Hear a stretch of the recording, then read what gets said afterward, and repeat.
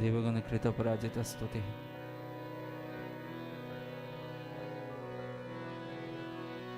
नमो देवे महादेवे शिवाय सततं नमः।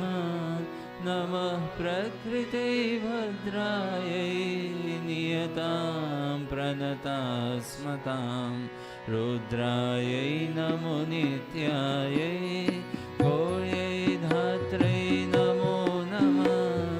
ज्योत्स्नायै चिन्दरूपिणे सुखायै सततं नमः।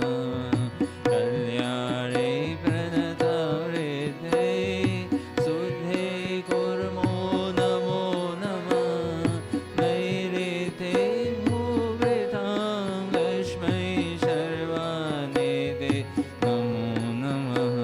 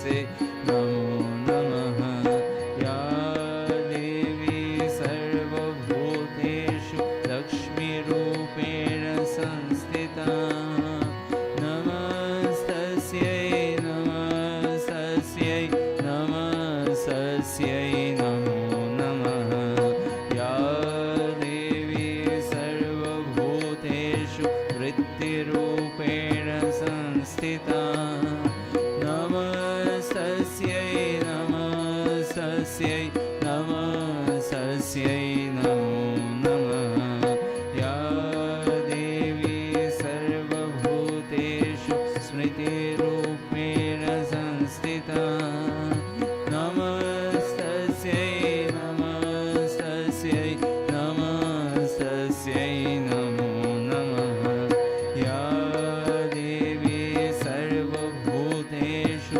दयारूपेण संस्थिता नमस्तस्यै नमस्तस्यै नमस्तस्यै नमो नमः या देवी सर्वभूतेषु तुष्टिरूपेण संस्थिता नमस्तस्यै नमस्तस्यै नमस्तस्यै नमो नमः या देवी सर्वभूतेषु मातृरूपेण संस्थिता नमस्तस्यै नमस्तस्यै नमस्तस्यै नमो नमः या देवी सर्वभूतेषु भ्रान्तिरूपेण संस्थिता नमस्तस्यै नमस्तस्यै नमस्तस्यै नमो नमः इन्द्रियाणामधिष्ठात्री भूतानां चाखिलेषु या भूतेषु सततं तस्यै व्याप्तिदेव्यै नमो नमः चितिरूपेण या कृष्णदेतद्व्याप्य स्थिता जगत्